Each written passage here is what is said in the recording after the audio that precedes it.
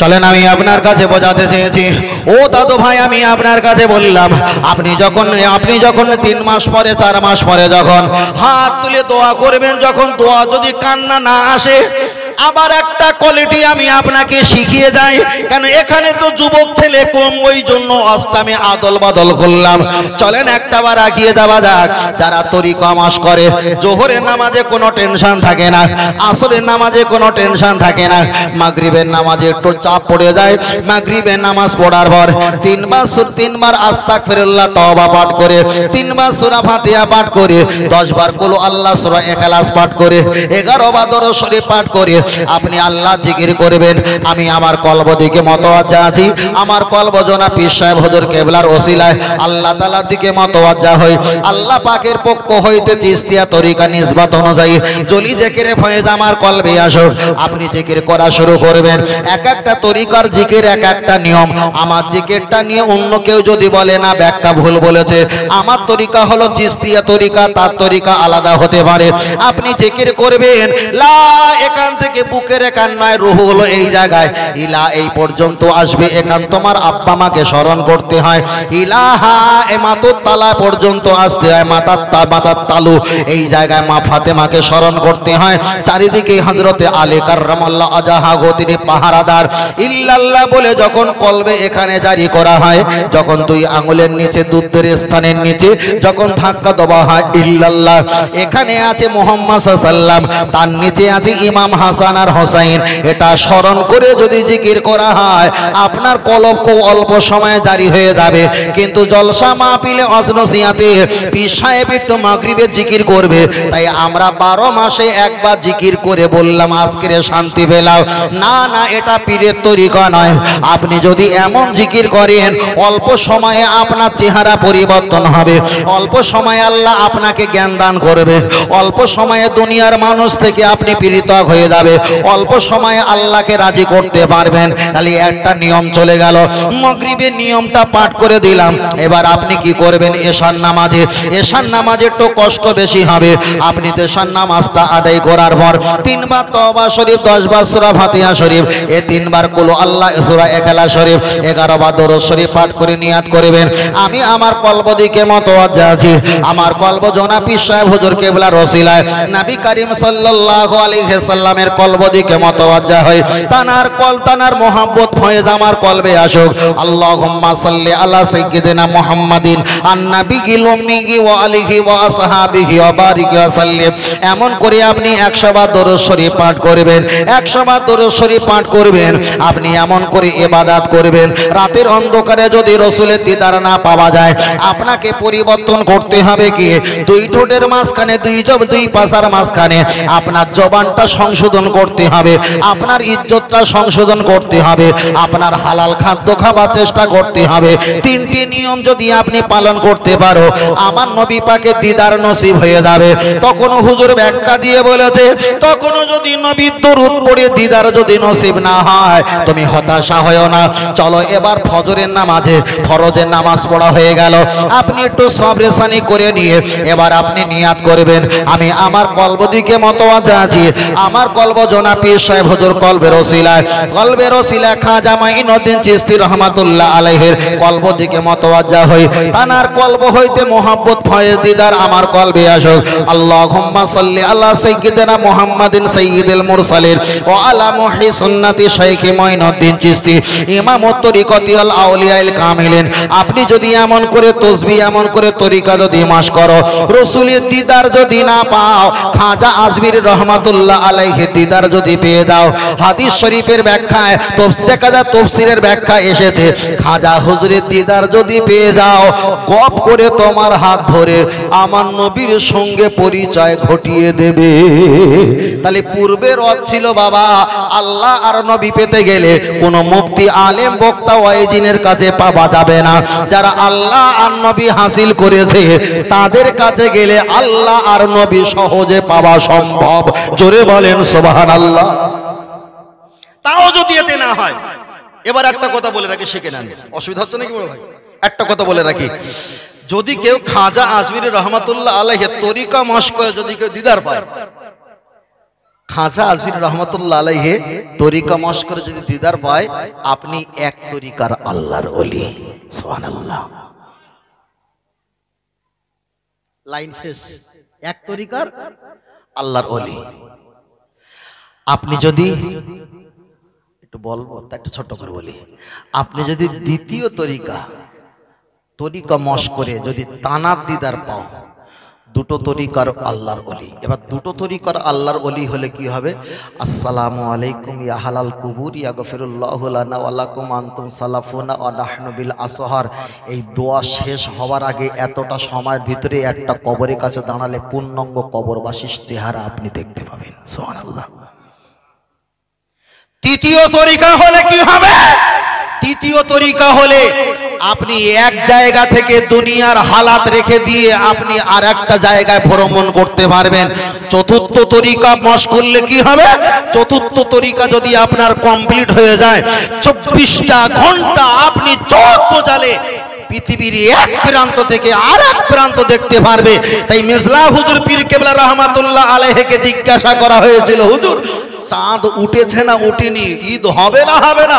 মেজলা হুজুর পীর কেবলা মুখে হাত ঘষে নিচ পর্যন্ত না আস্তে আস্তে দেখে বলেছিলেন, 7 তবক আসমান জমিন খুঁজে দেখেছি, কোথাও চাঁদ নেই। সুবহানাল্লাহ। কি করবেন আপনি বলেন? কোন পথে যাবেন? কোন পথে যাবেন?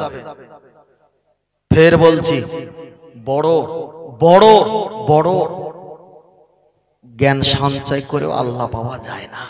আল্লাহ পেতে গেলে যারা আল্লাহ হাসিল করেছে, নবী হাসিল করেছে, তাদের কাছে গেলে সহজ আল্লাহ পাওয়া যায়। সহজ আল্লাহ পাওয়া যায়। আল্লাহ চলেন, আমি আপনাকে বোঝাতে চেয়েছি, খুব ঠান্ডা মাথায় বোঝার চেষ্টা করবেন।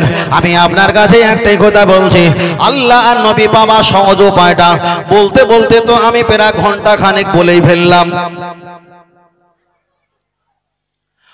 ও আমার দাদু ভাই, আমি আপনাকে একটাই কথা বোঝাতে চেয়েছি, জীবনে আপনি অনেক ওয়াজ শুনবেন, কোরআনের ব্যাখ্যা আপনি শুনবেন, ইমাম হাসান হোসাইনের ব্যাখ্যা 3 মাস ধরে শুনতে পারবেন, তাফসিরে দেখা যায় সূরা ফাতিহার ব্যাখ্যা আপনি 1 সপ্তাহ ধরে শুনতে পারবেন।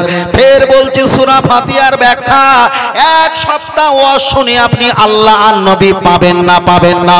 যারা আল্লাহ আর নবী পেয়েছে তাদের কাছে যদি পৌঁছে যাও, আল্লাহ আর নবী পেয়ে যাবেন যাবেন যাবেন যাবেন। চলেন, এবার আমি আপনার কাছে আর একটা কথা বলছি, আল্লাহ আপনি আপনার কাছে একটা কথা বলছি, আপনি নবী দরুদ শরীফ পাঠ করবেন। এবার বলবেন, খোকা আপনি তো দরুদ শরীফের পাঠ কথা বলছেন, আমি যদি নামাজে দরুদ শরীফ পড়ি অনেকটা লম্বা হয়ে যাবে, চাচা জি তুমি ওটা বাদ দিয়ে দাও। আপনি যদি বলেন আমি মিলাদে দরুদ শরীফ পড়বো, অনেকটা লম্বা হয়ে যাবে, দাদু ভাই ওটাও তুমি বাদ দিয়ে দাও। আল্লাহুম্মা সাল্লি আলা সাইয়্যিদিনা মুহাম্মাদিন নাবিয়্যিল উম্মি, হুজুর এতটা পড়লে আমার দেরি হয়ে যাবে, বাবা ওটাও তুমি বাদ দিয়ে দাও। একটা হাতে তসবিহ নাও, তসবিহ নাও, রাতের বেলা তুমি বিছানায় ঘুমিয়ে যাও, ইচ্ছা মতো হাত খেলিয়ে ঘুমাও, তসবিহটা টেপো আর দরুদ শরীফ পাঠ করো, সাল্লাল্লাহু আলাইহি ওয়াসাল্লাম সাল্লাল্লাহু আলাইহি ওয়াসাল্লাম সাল্লাল্লাহু আলাইহি ওয়াসাল্লাম, এতটা তুমি দরুদ শরীফটা পাঠ করো। ঘুমের বেগ যখন আসবে দরুদ শরীফ পড়া বন্ধ হয়ে যাবে, আবার আপনি যখন ঘুমিয়ে পড়বেন দরুদ শরীফ পড়া বন্ধ। আবার যখন ঘুম থেকে জেগে উঠবেন, ঘুমাতে যদি 3 মিনিট 4 মিনিট 5 মিনিট যদি দেরি লাগে, আবার আপনি দরুদ শরীফ পাঠ করবেন, আল সাল্লাল্লাহু আলাইহি ওয়াসাল্লাম সাল্লাল্লাহু আলাইহি ওয়াসাল্লাম। অন্য দরুদ শরীফ পড়তেও পারেন, সংক্ষেপ বলছি এতটা পড়তে পারেন।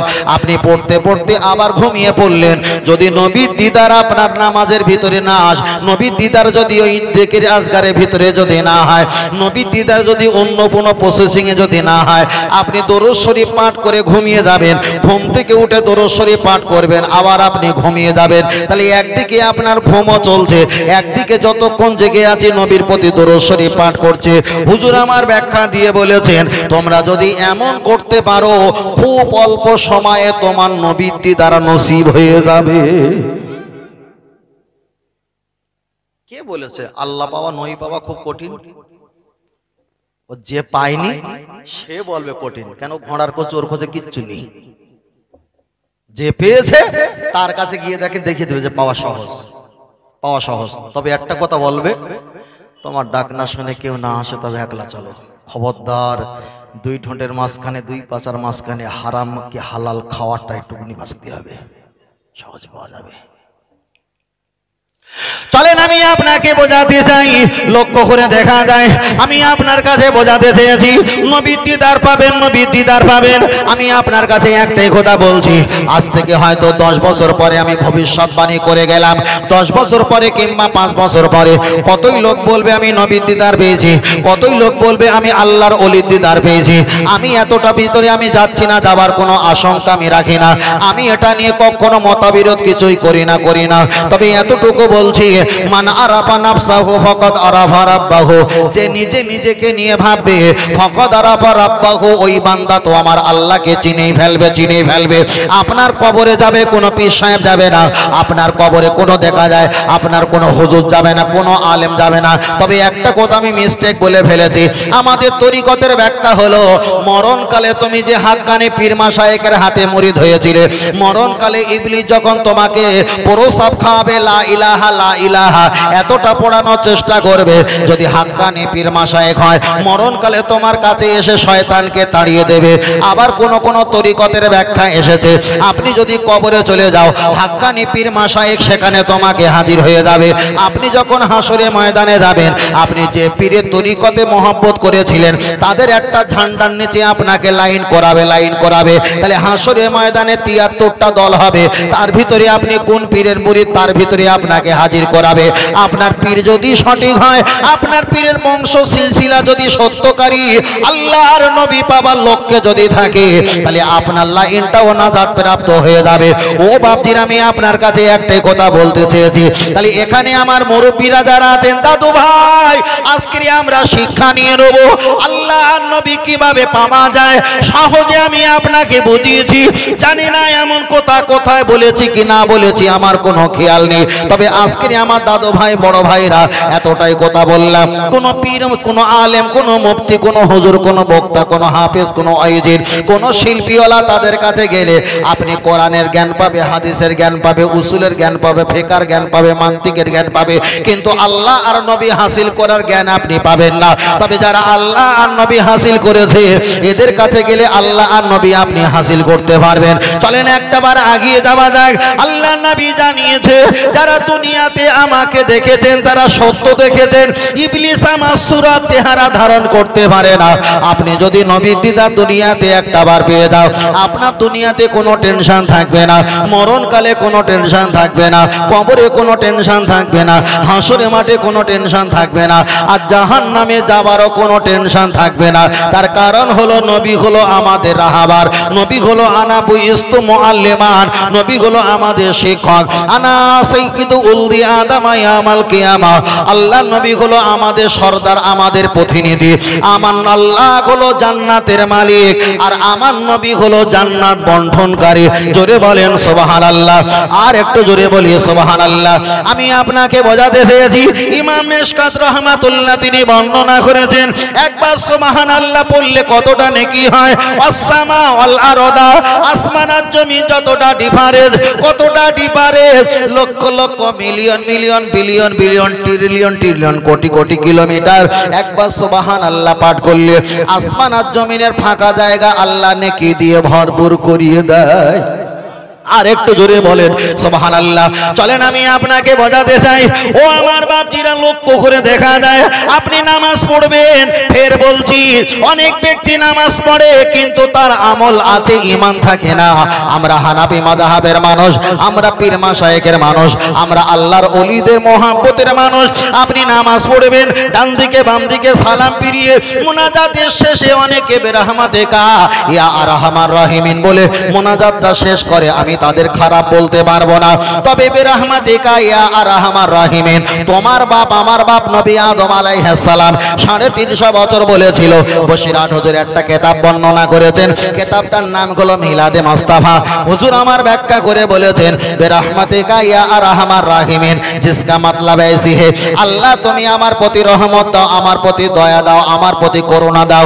নবী আদম 350 বছর বলেছিল, আমার আল্লাহ কিছু দেয়নি, আমার আপনার নবীর কারণে আমার আল্লাহ তাকে ঠান্ডা করিয়েছেন, ক্ষমা করিয়েছেন। তাহলে বিরহমাতিকা ইয়া আরহামার রাহিমিন বলছো, আল্লাহ তুমি আমার পে রহমত দাও, রহমত দাও। আল্লাহ বলছে রহমতের মালিক আমি আল্লাহ। ওমা আরসালনাকা ইল্লা রাহমাতাল লিল আলামিন। আর রহমত ওয়ালা হলো তোমার নবী রাসূলুল্লাহ। জোরে বলেন সুবহানাল্লাহ। আল্লাহকে মানলে জান্নাত পাওয়া যাবে না। আল্লাহকে মানলে যদি জান্নাত পাওয়া যায়, ফেরাউন তিনি বলেছিলেন আনা রাব্বুকুমুল আলা, আমি হলাম সবচাইতে বড় খোদা। তিনিও আল্লাহকে আল্লাহ বলে মেনেছিল। উতবা উতাইবা তারা আল্লাহকে মানতেন। আবু জাহেল কাবার মালিক বলতেন, আল্লাহর কাবার গেলাপ ধরে বলতেন, ওরে কাবার মালিক আমরা ঠান্ডাকালে গরমকালে ব্যবসায় যাই, আমাদের দিকে একটু ভালো নজরে দেখো। আবু জাহেল তিনি আল্লাহকে মানতেন, আবু তালেব তিনিও আল্লাহকে মানতেন, কিন্তু দেখা যায় ইবলিসও আল্লাহকে মানতেন। কোটি কোটি বছর আসজুদুলিল্লাহ আল্লাহ নামে সেজদা দিয়েছে, হারেস তাদের শিক্ষক হয়েছে, সবাই কিন্তু আল্লাহকে মানতেন। আর যেই নবীকে মানার কথা বলেছে তখন তারা ঘুরে মুখটা অন্যদিকে নিয়ে চলে গেছে। তাহলে কোনো ব্যক্তি যদি বলে আল্লাহকে মানবো আর কারো মানা লাগবে না, তাহলে এরা যদি জান্নাতে যায়, এদের আগে ইবলিস আজাজিল ফেরাউন তো আগে জান্নাতে যাওয়া দরকার। চলেন আপনার কাছে আর একটা প্রসঙ্গ বলি। আমরা নতুন করে একটা ইন্টারনেটে দেখতে পেয়েছি লা ইলাহা ইল্লাল্লাহু মুহাম্মাদুর রাসূলুল্লাহ। সবচাইতে ঈমানের কলেমা তৈয়ব হলো প্রথম কলেমা লা ইলাহা ইল্লাল্লাহু মুহাম্মাদুর রাসূলুল্লাহ সাল্লাল্লাহু আলাইহি ওয়াসাল্লাম। এই কলেমাটা আমরা পড়ে এসেছি কোটি কোটি কোটি বছর ধরে। যত নবী এসেছিল তারাও জানে ভবিষ্যতে এই কলেমাটা আখিরি নবীর কলেমা হবে। তারা এই কলেমাটা তারা বিশ্বাস করতেন, তারা পড়তেন, তারা মানতেন, আদর যত্ন করতেন।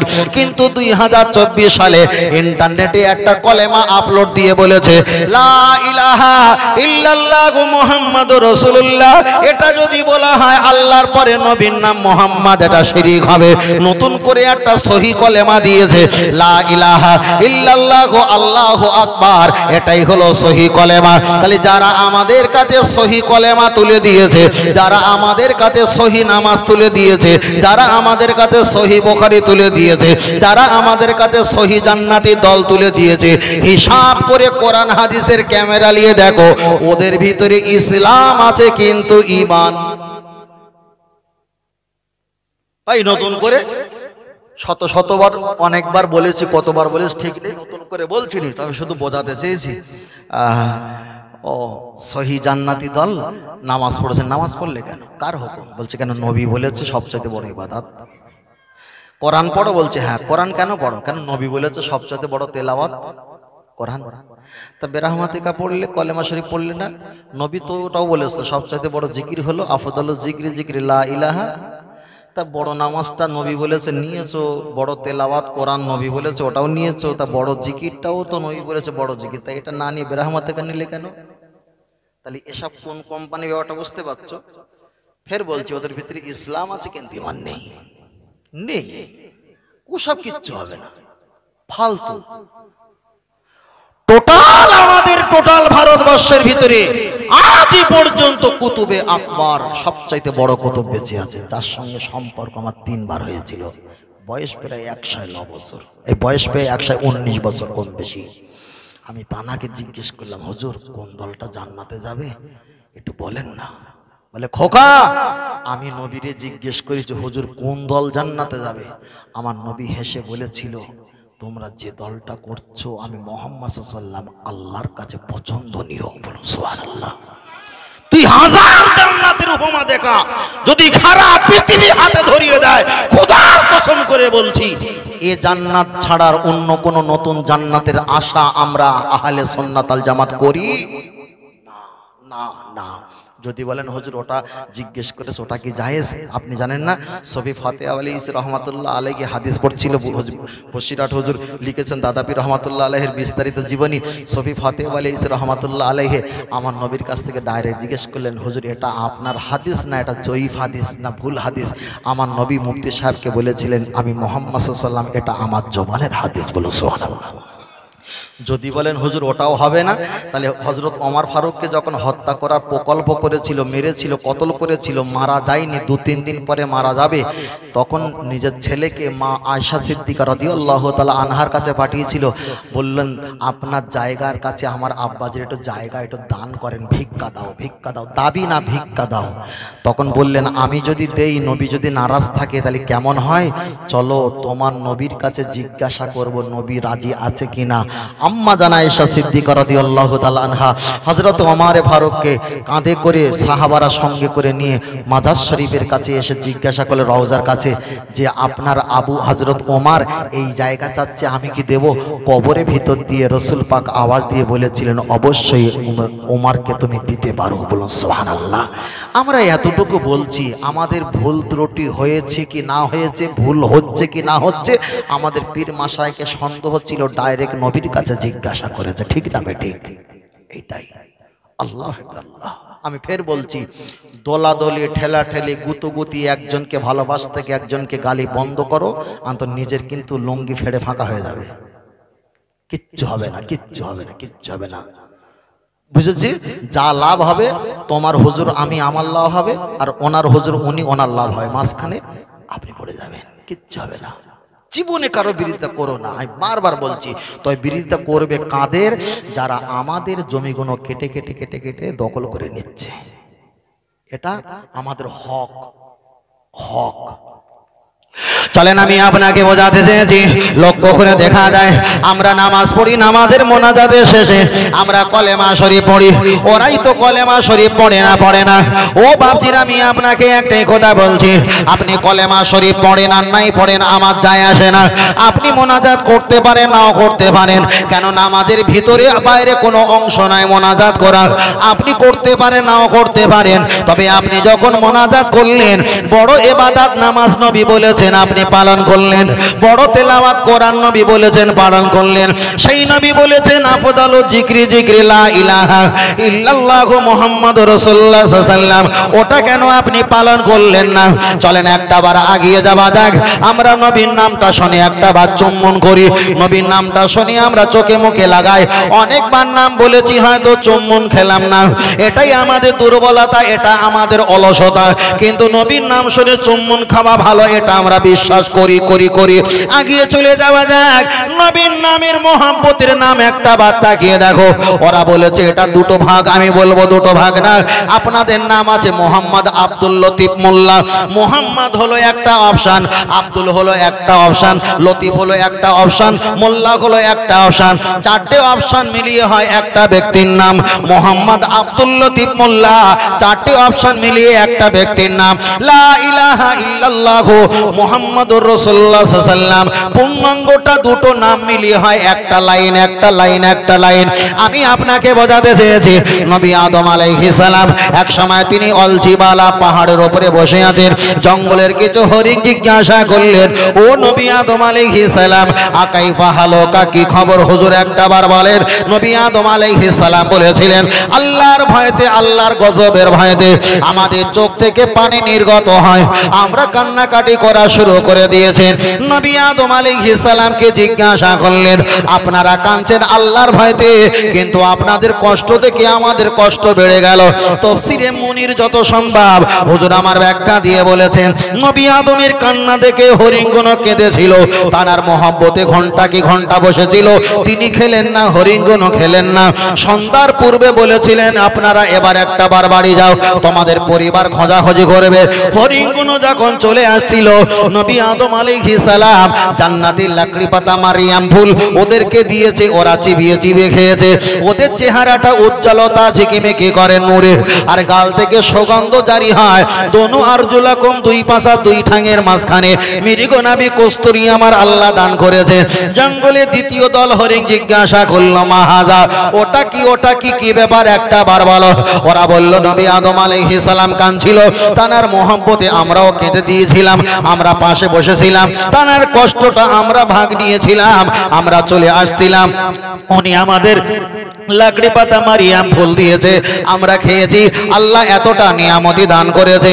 দ্বিতীয় দল বলল আমরা যাব, ওরাও চলে এসছে, গিয়ে বললেন ও নবী আদম আলাইহিস সালাম, তুমি যে আমাদের সাথী ভাইদের লাকড়ি পাতা মারিয়াম ফুল দিলে, আমাদেরকে একটা বাদ দাও।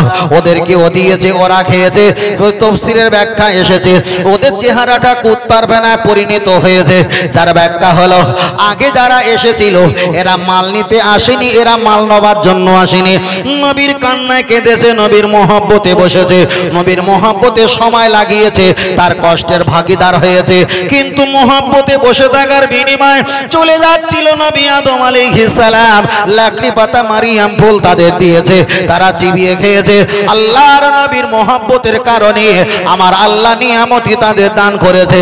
দ্বিতীয় দল যারা এসেছিল নবীর মহব্বতে এরা কাঁদেনি, নবীর মহব্বতে এরা বসেনি, নবীর মহব্বতে সময় দেয়নি, ওরা শুধু মাল নেওয়ার ধান্দায় ওরা ছুটে এসেছিল। যারাই বলছে বেরহমাতিকা ইয়া আরহামার রাহিমিন, আল্লাহ তুমি মাল দাও, আল্লাহ তুমি বরকত দাও, আল্লাহ তুমি করুণা দাও, ওরাই তো মাল নেওয়ার জন্য শুধু নামাজ পড়ে, রোজা রাখে। কিন্তু আমরা মুহাম্মদ রাসূলুল্লাহ বলে চুম্বন কাই নবী দিবা দেই, এখানে মহব্বতে বাসি, নবীর মহব্বতে কখনো কান্নার ভান করি, আমরা নবীর ভালোবাসি। তবে আমরা যদি চাইতে হাসরে মাঠে ভুলে যাই, নবীর মহব্বতের কারণে আমার আল্লাহ ডেকে দিতে ভুলবে না। এবার আমি কি বলেছি যে তোমরা বেরহমতিকা পড়ো না, নামাজ হবে না? আর অনেকে কমেন্টে লিখে হুজুর তাহলে বেরহমতিকা বলে নামাজ হবে না, তোরা এখন ইনফ্যানের গ্যাস কাটিনি। কি বলবো, ইনফ্যানের গ্যাস কাটিনি। আল্লাহ ও আমার বাপজিরা, চলেন আমি আপনাকে বোঝাতে চেয়েছি। ফের বলছিলাম প্রথম থেকে নবী নবী নবী নবী, আমরা এতটা নবী নবী কেন করি? এক সময় গত পরশুদিন আমি মাহফিলে গিয়েছিলাম, ওই আরামবাগের ওই লাইনে। এক জায়গায় আমাকে বলছে হুজুর আপনারা দাঁড়িয়ে সালাম পড়েছেন, আপনারা দাঁড়িয়ে সালাম পড়ার বিনিময়ে আপনারা তো নবী দেখতে পান না, কেমন করে আপনারা সালাম পড়লেন জবাব দাও। আমি বললাম তুমি কি নামাজ পড়ো? হ্যাঁ হুজুর নামাজ পড়ি। ছেলেটা সাধারণ ছেলে না, একটু জ্ঞানী ছেলে, দেখতে বোঝা যায়। আমি বললাম নামাজ পড়ো, নামাজ শেষ হওয়ার পূর্বে তোমরা ডান দিকে সালাম ফিরাও, বাম দিকে সালাম ফিরাও। হ্যাঁ ফিরায়। কাকে সালাম দাও? কিরামান কাতিবিনকে সালাম দেওয়া হয়। তাহলে কিরামান কাতিবিনকে সালাম কেন দাও? উনি রোগা না পাতলা না ফারসা না মোটা না বিশাল পালোয়ান? কিরামান কাতিবিনকে দেখতে পেয়েছো? না হুজুর দেখতে পাইনি। কিরামান কাতিবিন যদি ফারেস্তাদের না দেখতে পাও, তাহলে নামাজে ওদের কেন সালাম দাও? জবাব দাও। নবীকে দেখতে পাইনি, এখানে যদি সালাম দেওয়া নিষেধাজ্ঞা জারি হয়, তোমরা তো কিরামান কাতিবিনকে দেখতে পাও না, তোমরা কেন সালাম দাও? তখনও জবাব দিয়ে বললেন হুজুর ওরা তো আমাদের কাঁধে আছে, কাছাকাছি আছে, হাদিসের নিয়ম হলো ওদেরকে সালাম দিতে হবে, তাই আমরা সালাম দিই। চলেন একটা বার আগিয়ে যাওয়া যাক। কিরামান কাতিবিন কাঁধে আছে, আমি যদি কাঁধটা কেটে দেই তবুও ফারেস্তা থাকবে। তাহলে কাঁধ কেটে দিলে, হাত কেটে দিলে মানুষ বাঁচে, পা কেটে দিলে মানুষ বাঁচে, অনেকে চোখ উঠে যায় তবুও মানুষ বাঁচে, অনেকে দেখা যায় অনেক অঙ্গ প্রত্যঙ্গ চলে যাওয়ার পর মানুষ বাঁচে। তাহলে কিরামান কাতিবিন যদি কাঁধে থাকে এতটা কাছাকাছি, তাকে যদি সালাম দিতে হয় আল্লাহর কোরআন বললেন আন্নাবিয়্যু আওলা বিল মুমিনিনা মিন আনফুসিহিম, তোমার নবী ঈমানদারের জানের চাইতে আরো কাছে, আরো কাছে। তাহলে কাঁধে ফারেস্তা থাকলে এত দূরে কেটে দিলে মানুষ বাঁচে, ওকে যদি সালাম দিতে হয়, তাহলে যে নবী ঈমানদারের জানের চাইতে আরো কাছে, তাহলে সেই নবী দেখা যাক আর না যাক, নবীকে সালাম দিতে হয়। জোরে বলেন সুবহানাল্লাহ। চলেন আমি একটাবার আগিয়ে যাওয়া যাক, যত সম্ভব কুরতুবিতে ব্যাখ্যাটা এসেছে। আল্লাহ নবী হাদিস শরীফে বলেছে ইন্নাল আরাফুল হাজারা ওয়াস শাজারা ইউসাল্লুনা আলাইয়া আও কামা ক্বালা আলাইহিস সালাম। ও আমার সাহাবীরা জেনে রেখে দাও, আমি যখন তায়েফের রাস্তা দিয়ে হেঁটে যেতাম, আল হাজারা ওয়াস শাজারা ইউসাল্লুনা আলাইয়া, ওই সব গাছগুলো, ওই সব পাথরগুলো আমাকে তারা সালাম দেয়। আমি মুহাম্মদ সাল্লাল্লাহু আলাইহি ওয়াসাল্লাম যদি একটাবার কাঁধে ভর করে ওদের কাছে যদি নিয়ে যাও, যারা আমাকে সালাম দেয়নি তাদেরকে আমি চিনতে পারবো, আর যারা আমাকে সালাম দিয়েছে আমি রাসূলুল্লাহ তাদেরকে চিনতে পারবো। আর একটা হাদিসের ব্যাখ্যা এসেছে, আল্লাহর নবী বলেছেন যারা দুনিয়াতে সালাম পড়ে, আমার নামে দরুদ সালাম পড়ে, আমি মদিনার রওজা মোবারকে শুয়ে থাকি আর ফারেস্তারা আমার কাছে পৌঁছে দেয়। শুধু পৌঁছে দেয় না, ফুলান ইবনে ফুলান যারা আমার নামে দরুদ সালাম পাঠ করে ওদের বাপের নাম সহ আমার কাছে পৌঁছে দেয়। আল্লাহ, খুব কঠিন। আমরা এখানে ঠেলাঠেলি মাতামাতি গুতুগুতি ভাই ভাই নিতাই নিতাই ফাটাফাটি করছি, আবার দূরের দিকে দেখো আমাদের আবার লক্ষ্যটি করছে।